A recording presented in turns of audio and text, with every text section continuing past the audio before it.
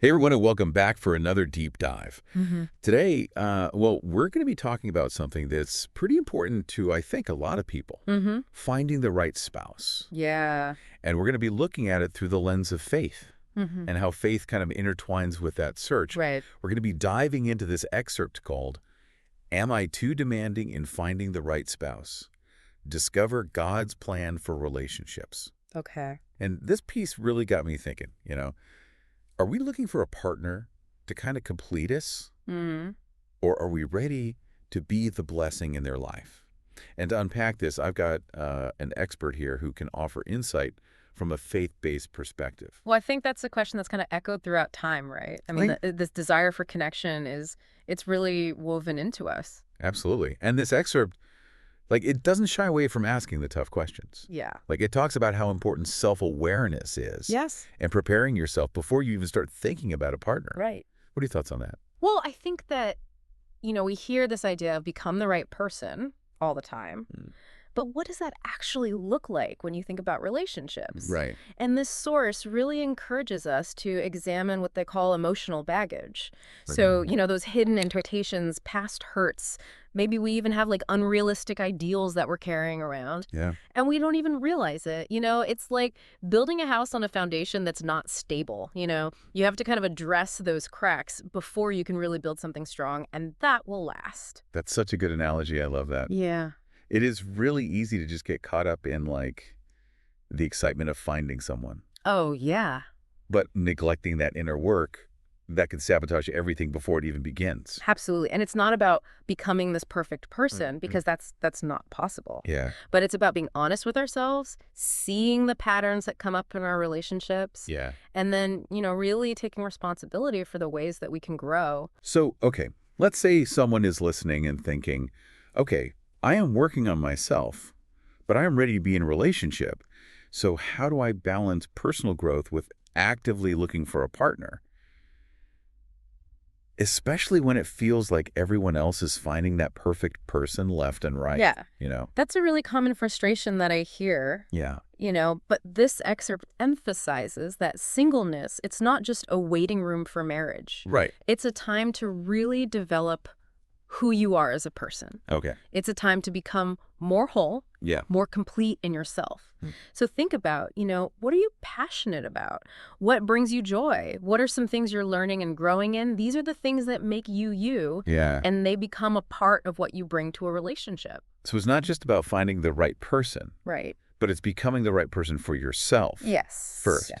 I like that a lot. It takes the pressure off of finding the person and it puts the focus back on you. Exactly. The source even poses this question. It says, what do you plan to give him or her as a wedding gift? Hmm. And they're not talking about a toaster oven. Right. They're talking about the qualities, the character, the love you're cultivating inside yourself.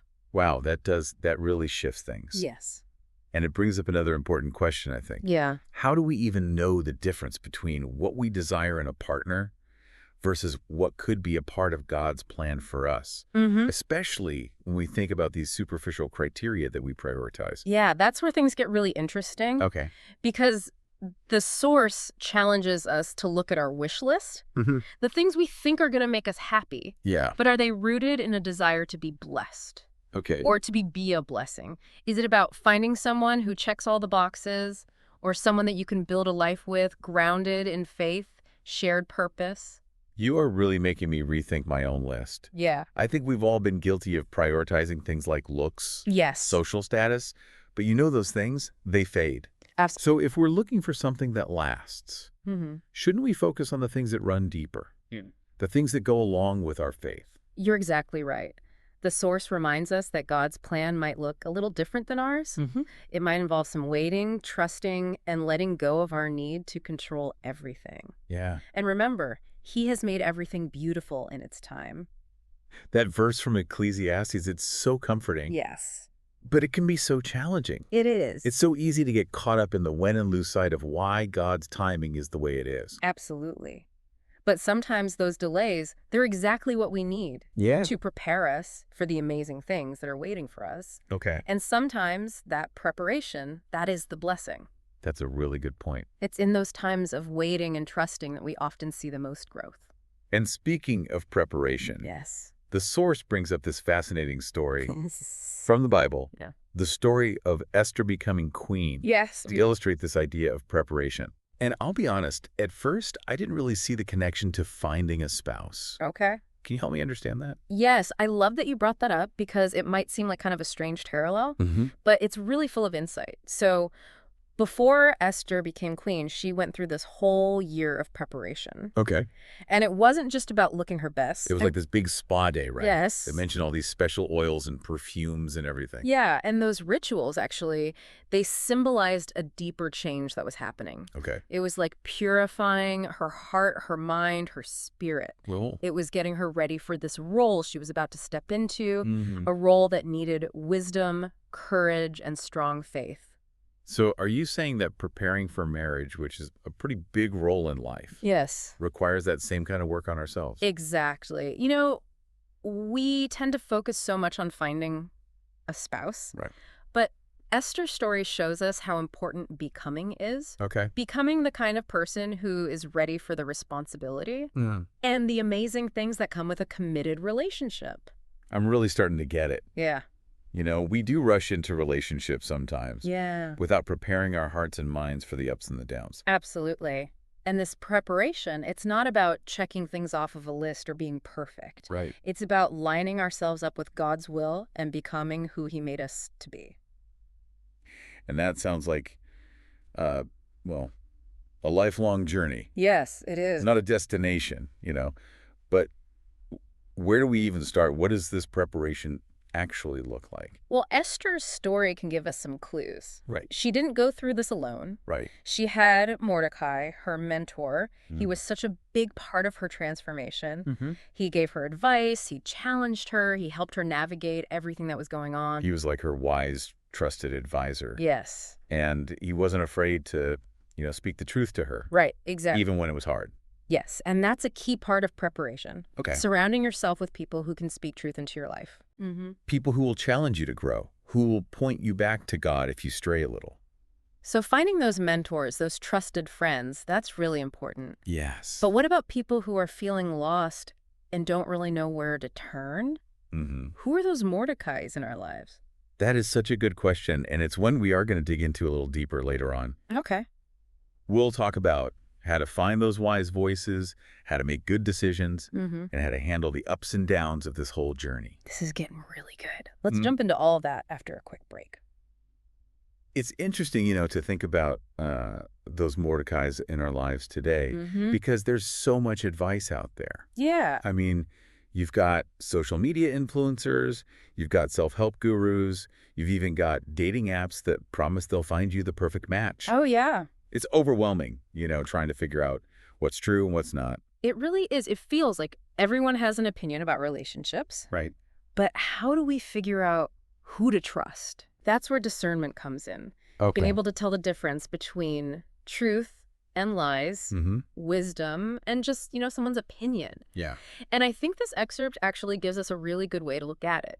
Yeah. It asks us, are these voices leading me closer to God, or are they leading me away? Wow. Are they helping me be more like Christ, or are they pulling me towards the world? That's a great way to look at it. It is. It's a good filter. Yeah. Because it's so easy to get caught up in trends and what everyone else is doing. Yeah. But at the end of the day, our faith and our connection with God, that should be our guide. Absolutely. And that might mean having to step away from some voices, Yes. even if they're super popular or they seem really appealing. It's about protecting your heart, Right. protecting your mind from things that might lead you down the wrong path. So it's not about isolating ourselves, but being careful about who we let speak into our lives. But I think for some people, especially those who have been hurt before, it's really scary to open up, even to mentors that they trust. I get that. How do you overcome that fear and build those relationships? Well, it's totally normal to feel that way. Yeah. Especially if you've been let down or betrayed. Mm. Vulnerability is scary. It is. But this source reminds us that to have a real connection, you have to take a risk. Sure. You have to step outside of your comfort zone Yeah. and trust that God is going to bring the right people into your life. I love it. It reminds us that we don't have to go through this alone. No, you don't. But finding those people, those Mordecais It's not always easy. No, it's not. Do you have any advice on how we can find those kinds of relationships? Well, I think it starts with being open to connection. Okay. So, going to church groups, volunteering, even just talking to people who share your values. Right. You have to put yourself out there. Let God work through those everyday interactions. That's a good point. It's not always about finding someone who's specifically going to be your mentor, Right. but being open to the people God puts in your path. Exactly. And, that goes back to something we talked about before. Okay. Becoming the kind of person who attracts the right kind of people. Right. When your faith is strong, you're working on yourself, and you're being genuine, you naturally attract people who are on the same page. Yeah. It's not about pretending to be someone you're not. Right. It's about letting your true self shine through. So this preparation isn't just about finding a spouse. It's about being the best version of yourself. Yes. For yourself and for those you'll meet in the future. You said that perfectly. Thanks. The source also kind of touches on another part of preparation that I think a lot of people miss, Okay. and that's understanding and appreciating the opposite gender. Now, I don't remember seeing that specifically, but now that you mention it, that makes a lot of sense. Yeah. How does that play into all of this becoming... Well, let's think about Esther's story again. Okay. She was raised by Mordecai, a man. Right. So that gave her this unique perspective on male leadership and how men make decisions. Okay. It helped her navigate the complexities of the palace. Yeah. And ultimately, it allowed her to influence the king's choices. So you're saying that understanding the opposite gender can help us build better relationships. Absolutely. It's not about trying to change yourself to fit some mold. Right. It's about learning to understand, have compassion for, and respect the experiences of the opposite gender. So how do we do that? Especially these days when gender roles are changing so much. Well, I think it starts with open, honest conversations. Okay. Making friends with people of the opposite gender who can share their perspective. Mm-hmm. Reading books, listening to podcasts, things that explore these dynamics from a faith-based point of view. So it's about being open to learning, challenging our assumptions, and really seeing the beauty in both our similarities and our differences. Exactly. And this isn't something that stops when you get into a relationship. It's Yeah. something you keep doing throughout your life as you figure out love, commitment, family. This is making me realize just how much goes into getting ready for a relationship. It's a lot more than people think, right? It's not just about checking things off a list or going on a bunch of dates. It's deeper than that. Yeah, it's about an interchange that gets us ready for any relationship, romantic or not. You got it. And the great thing is, Yeah. even if you don't meet your future spouse tomorrow, all this work you're doing on yourself, it's not wasted. Yeah. It makes your life richer, your faith stronger, Yeah. and it helps you be a blessing to others in so many ways. That is encouraging. It is. It takes the focus off finding the one and puts it on becoming the best version of ourselves. That's right. But let's be real. A lot of us listening are hoping to find a spouse. Of course.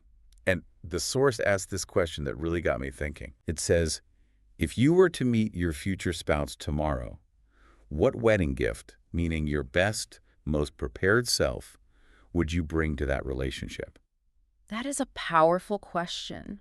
It is. It gets to the heart of what we've been talking about. It's not about what you can get out of a relationship. Okay. It's about what you can give. Yeah. It's realizing that a healthy relationship is a two-way street, built on love, respect, and growing together. That's a beautiful way to put it. Thank you. And I think it brings us back to where we started. Yeah. Are we looking for someone to complete us? Right. Or are we ready to be the blessing in their life? Exactly. And I think the answer is in that wedding gift we're preparing. Okay. It's about looking at those qualities, the character, the love that we're building inside. Those are the real treasures we bring to a relationship. Yeah. And those are the things that make us ready for the love that God has planned for us. This has been such a good conversation. It has. But before we wrap up, I think it's important to say that not everyone who wants to get married will. You're right. And that can be really hard to accept. It is. What does the source say to encourage those who might be dealing with that? Well, the source reminds us that God's plans aren't always our plans, but they're always good. Okay. And even when we don't get his timing or understand his ways, we can trust him. Right. He's working everything out for our good. Okay. Singleness, just like marriage, it's a calling. It's a unique path that God uses to shape us, Yeah. to refine us, Okay. to bring us closer to him. That's comforting. It is. It reminds us that our value doesn't come from our relationship status. It doesn't. God has a plan for each of us. Yes, he does. And when we surrender to his will, that's when we find real fulfillment.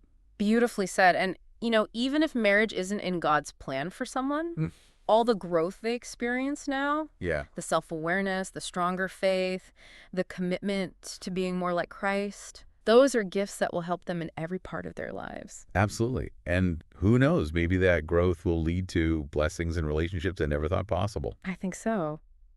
God's ways are amazing. They really are. That's a powerful reminder for everyone, no matter what their relationship status is. Yes. Trust the journey, embrace the growth, and surrender to God. He's faithful. He is. He won't let you down. Yeah, that was good. Trusting the journey and letting go and letting God. Yeah. We've been talking about this idea of a wedding gift. Right. This inner work we do to become the best versions of ourselves, the good things we build inside and bring to a relationship. Yes. But what if we look at it a little differently?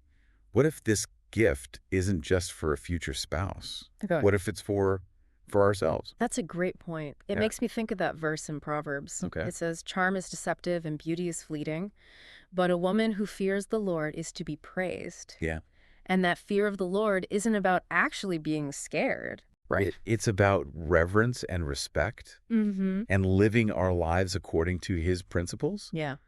Things like integrity, kindness, compassion. Yeah. Those are good for us no matter what our relationship Really? status is. So true. It's easy to focus on what other people think, but real happiness comes from building those inner qualities that reflect God's character. Exactly. And Mm-hmm. you know what? I think it makes us more attractive, Oh, yeah. not just to potential partners, but to everyone. I see what you mean. There's something magnetic about someone who's grounded in their faith, working on themselves, and Yeah. showing genuine love for God and others. Yeah. It's not about being perfect. It's about letting Christ's light shine through you. And you can't hide that kind of light. You can't. It comes out in everything we do. Yes. How we act, what we say, how we treat others. Yeah, it draws people in, Yeah. creates this warmth and authenticity. And that's something we can all work on, whether we're in a relationship or not. Absolutely. The source makes it clear. This journey of becoming, it's not just about finding a husband or wife. Mhm. It's about becoming more like Christ. Yeah, And that's a gift that keeps on giving, it does. that blesses our lives and the lives of those around us. So to everyone listening, if you're feeling a little discouraged, Yeah. maybe even overwhelmed by all of this, Mm-hmm. just remember, God sees you. Mm. He loves you, and he has a plan for you. He does. It might not look like what you thought it would. It might not happen when you want it to, Right. but you can trust him. Yeah. He's working everything out for your good. That's the amazing thing about surrender. Yeah. It's letting go of that need to control everything. Mm-hmm. Trusting that God's ways are better than ours. Yeah. It's embracing the journey, the growth, the unexpected blessings Yes. that come when we follow his will. So what wedding gift are you preparing? Not just for a future spouse, but for yourself, for God, for the world. What qualities are you building? What are you passionate about? What kind of impact do you want to make? Those are great questions. Embrace this time of becoming Yes. and watch as God unfolds his plan for your life. And remember, you're not alone on this journey. You're not. Find those trusted voices, those Mordecais in your life. They'll encourage you, challenge you, and point you back to God. Thank you so much for joining us for this deep dive into faith and relationships. My pleasure. We hope this has given you some helpful insights and encouragement. Yes. Until next time, keep searching, keep growing, and keep trusting God. He loves you more than you know. Amen to that.